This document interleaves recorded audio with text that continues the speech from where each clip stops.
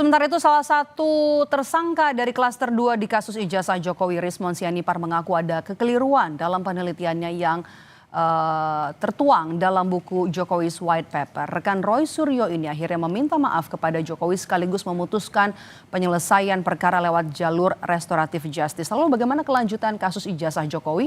Akankah Roy Suryo dan juga Dr. Tifa bertahan atau akan ikut ajukan restoratif justice? Kita bahas petang ini bersama dengan tersangka dugaan fitnah ijazah Jokowi, Roy Suryo.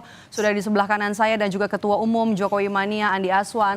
Selamat petang. Selamat petang. Andi, selamat petang Bapak-Bapak. Selamat petang. Sehat ya? Alhamdulillah. Alhamdulillah Menarik. sehat. Nih, saya mau ke Mas Roy dulu. Ya. Mas Roy, tidak akan bergeser sedikit pun dalam kasus ini. Hal ini juga kan yang pernah disampaikan oleh Rismon, tapi toh akhirnya menyerah juga. Apakah ada tekanan? Itulah makanya perlu diklarifikasi dengan yang bersangkutan. Istilahnya kalau di bulan suci Ramadan ini mungkin yang bersangkutan perlu tabayun. Tapi artinya kalau statement saya di Polda Metro tadi juga jelas ya, bahwa apa yang dilakukan oleh Rismon ini karena di bulan suci Ramadan, ya moga-moga dia dapat hidayah lah gitu.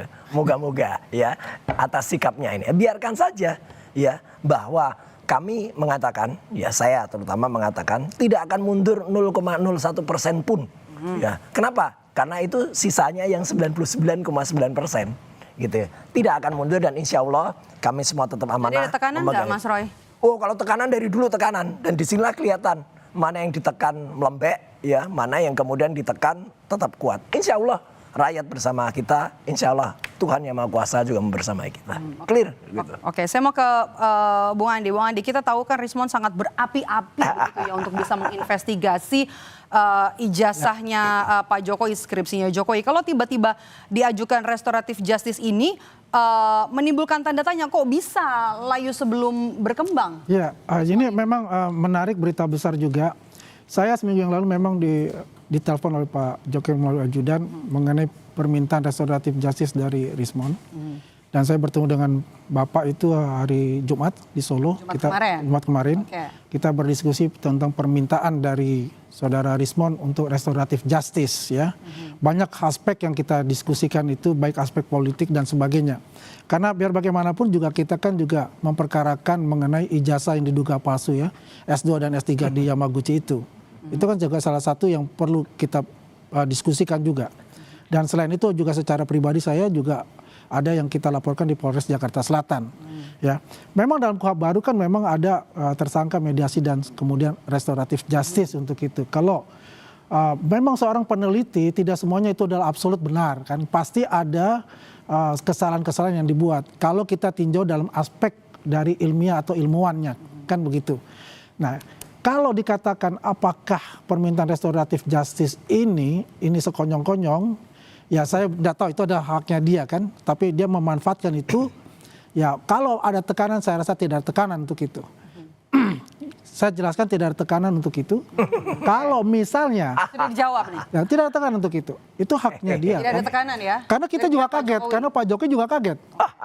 Kalau Pak Jokowi nggak kaget, ya Mas kaget juga. Ada permintaan itu. Saya bilang, wah ini adalah berita besar ini nanti kalau terjadi. Karena ya biar bagaimanapun kami ini sudah meneliti ijazahnya Pak Rismon itu sejak 7 bulan yang lalu. Tidak ada tekanan. Gini, ada tekanan, tadi yang disampaikan begini ya. Ketika tanggal 26 Februari yang lalu, ya, Rismon tuh masih datang di acara ini membedah buku, dan bukunya juga membedah otak nih oleh Dr. Tifa. Sama sekali tidak ada perubahan apapun pada Rismon. Jadi kalau dia tadi mengatakan selama 2 bulan itu menelitinya kapan? Yang selalu mendampingi Rismon, misalnya ada sahabat saya, misalnya Michael Sinaga, ada Janes juga. Itu selalu, dan dia kan masih punya buku. Ketika tahun baru kan dia launching buku itu, Gibran and Game. Itu tahun baru loh. Sekarang kalau dipikir itu 2 bulan ya. Selama itu dia ibaratnya, saya juga beberapa kali mempercayai dia. Melihat sejak saat itu ada tekanan? Nggak ada, tekanan itu nggak ada. Mungkin bukan tekanan, tapi ya sesuatu yang membuat seseorang bisa berubah itu kan ada 2. Tapi oke lah, sekali lagi itu biarkan hanya dia yang tahu rahasianya, dan biarkan masyarakat itu demokrasi setelah kemudian bebas menilainya. Tapi yang jelas kami tetap terus dan terus juga memastikan bahwa ijazah itu 99,9% palsu. Apa yang disampaikan oleh Rismon itu juga kan soal emboss, Makanya kemudian itu juga soal watermark. penelitiannya. Ini adalah otentik begitu ya, yang ada di jasa Jokowi itu otentik. Ini kan berbeda dengan Otentiknya versi mana? Anda. Gini, otentiknya mana? Udah ada hasil juga kajian dari Dr. Rido, hasil juga dari Prof. Tona Saksono, hasil juga dari Topi Merah semuanya. Jadi memang ini kontroversi ijazah ini tidak akan pernah tenang karena banyak kepalsuan yang ada di dalamnya. Jadi kita ketawain aja lah gitu. Dan sekali lagi kalau saya sih yang namanya peneliti itu tidak mungkin berubah cepat dalam 1 detik terus berubah. Apalagi yang dia katakan ada 2 bulan itu. Tapi ya udahlah itu hak dia untuk itu dan kita tunggu saja bukti-buktinya. Dan dalam statementnya yang 11 menit itu kan dia menawarkan ya untuk kemudian saya ikut menguji. Udah nggak usah ditawarkan. Tampilkan saja dengan bukti-bukti itu ujian dan nanti biar diuji oleh masyarakat. Jadi apa yang Anda baca dari sikap seorang Rismon, kalau tidak ada tekanan atau ada yang ditawarkan? Nah itulah berarti ada sesuatu yang aneh. Tapi ini sekali lagi ini bulan suci Ramadan. Ya kita nggak usah suudon. Kita khusus saja. Berpraduga baik saja.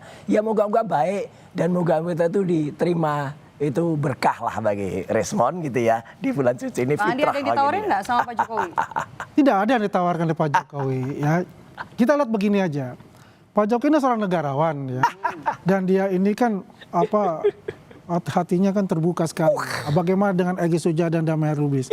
Dan beliau selalu kita berdiskusi mengatakan ini, saya tidak ingin memenjarakan ya anak bangsa yang pernah saya pimpin selama 10 tahun sebagai presiden untuk itu. Selalu menekankan itu. Kalau kita lihat judulnya Rismon aku ijazah Jokowi asli Roy menyusul. Tidak mungkin Roy akan menyusul karena kriteria yang dari yang namanya restoratif justice itu tidak masuk. Usah tawarin, di mungkin nyusul saya. Tidak masuk di Nggak mungkin Roy juga itu. ngapain. Tapi saya punya keyakinan setelah Rismon ini klaster 1 ini akan menyusul untuk kita. Ini jadi menarik ya. Tadi kan Mas Roy sudah bilang tidak akan mundur 0,05. Ya. Enggak ya memang dan dia tidak bisa mundur karena tidak masuk dalam kriteria ada semua juga nggak masuk restoratif sebenarnya. justice Egy itu. juga nggak masuk. Karena pernah melakukan ini restoratif. Selama ini kan juga ada narasi dari relawan Jokowi kalau hanya 3 orang tersangka yang akan dimaafkan Jokowi. Berarti kalau Rismon dimaafkan kemungkinan Roy sama Tifa juga. Begini, kalau Roy itu tidak masuk kriteria karena sudah pernah menjadi menghuni Hotel Predio sebelumnya. Ya itu berarti nggak masuk kalau itu juga bicara ngaco. itu. Itu juga nggak pernah. Tapi kalau yang klaster 1, memang saya dalam diskusi kita itu, salah satu ungkapan adalah mengenai klaster 1 ini juga. Nah, ya klaster 1 ini juga kalau mereka ini mengajukan, saya rasa Pak Jokowi akan memberikan restoratif justice itu. Tapi kalau bicara nanti roti, nih ya, roti sobek, Roy Tifa Sobekan. Ya ini tawarin dan saya katakan dan juga teman-teman semua nih restoratif justice walaupun begitu ya kita tetap membutuhkan Pak Jokowi itu membutuhkan ruang publik yaitu hakim. Ruang publik mana bohong? Ya, pengadilan untuk mengetes yang namanya ijazah asli beliau ini yang memang dalam ranah pidana bukan di CLS. CLS itu tidak masuk, itu adalah sidangnya mana? Sidang untuk yang namanya institusi gitu loh. Sidang utamanya yaitu nanti setelah P21 dan saya punya keyakinan di bulan April itu sudah masuk di pengadilan. CLS. Begitu Mbak. Nggak ada di pengadilan. Sidang CLS. Mas Roy masih yakin nggak? Apa? Jokowi hadir? Nggak mungkin hadir. Oh bohong aja dia. Sidang CLS itu sudah menawarkan kemarin dia melakukan sumpah. Kalau di sidang pengadilan khusus untuk dirinya itu beliau sudah katakan akan hadir 1000% dan dikonfirmasi juga oleh siapa? Oleh kuasa hukum beliau. Dan kami juga di depan kami beliau mengatakan saya akan hadir Mas Sandi. 10 tahun membohongi rakyat selama dia mimpin itu udah jelas, ilmu hukumnya udah jelas, itu kontroversi. Mas Roy, kalau Rismon bilang bukti-buktinya keliru, ini gimana dengan bukti dari buktikan termasuk juga buku Jokowi's White Paper? Makanya berarti buktikan kalau itu clear. Ya biar aja dia bertanggungjawabkan kesalahannya. Buktikan di depan sidang, misalnya teman-teman profesor, guru besar kemarin yang sudah mendukung. Tapi kan satu peneliti yang sama, yang sama. Tapi kan buku itu dia kan sebut sendiri kan. Klasternya berarti kan bukunya juga kalau Roy mengonfirmasi ada yang salah, berarti bukunya nggak valid. Rismon, berarti bukunya nggak valid. Silakan ambil tulisan dia di buku itu, nggak ada masalah. Buku itu tidak terkurangi apapun dengan adanya itu dia. Bagi kami santai saja. Ilmunya kan juga beda-beda. Jadi artinya yang bisa menghentikan itu kan artinya bukan hanya respon gitu. Respon nggak bisa menghentikan apa-apa. Tapi sekali lagi ya, saya berdoa saja ini bulan suci Ramadan. Dia dapat hidayah lah.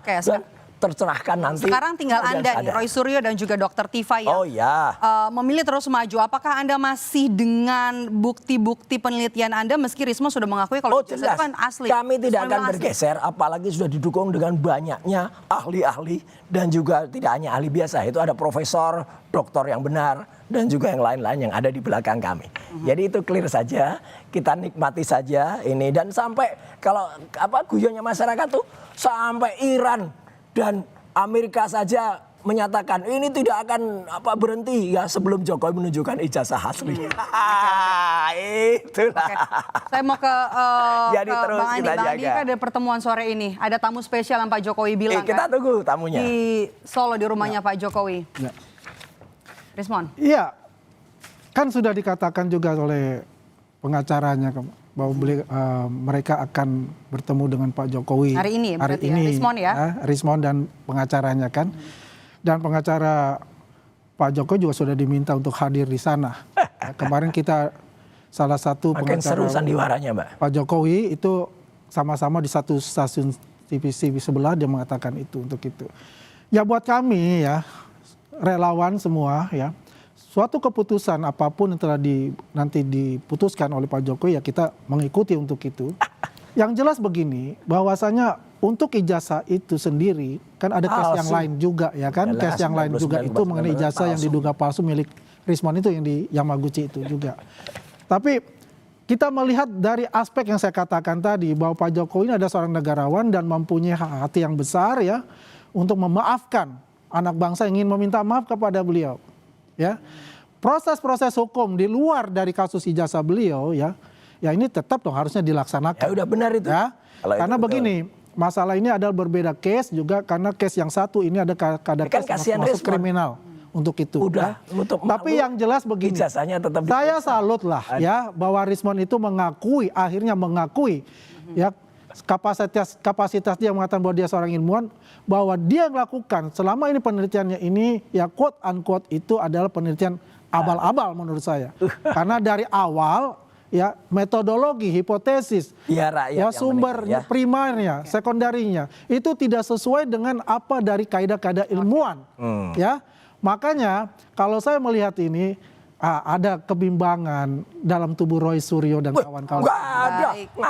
Telah hilang salah satu ya pendobrak mereka yang tadinya yang tadinya adalah singa yang ingin mencabik-cabik mangsanya sekarang sudah menjadi meong. Kita pakai ini ya. Perang tidak akan selesai sampai Jokowi menunjukkan waktu kita terbatas, kita tunggu nanti kelanjutan kasus yang masih bergulir. Jadi perang tetap terus ini ya. Tersangka yang masih terima kasih Mas Roy Suryo. Terima kasih. Sudah bergabung bersama kami di Kompas Petang. Sehat selalu Bapak-bapak. Sehat selalu. Usai jeda kami kembali dengan informasi Iran mulai menyerang kapal komersial yang melewati Selat Hormuz. Salah satu yang diserang adalah kapal kargo milik Thailand.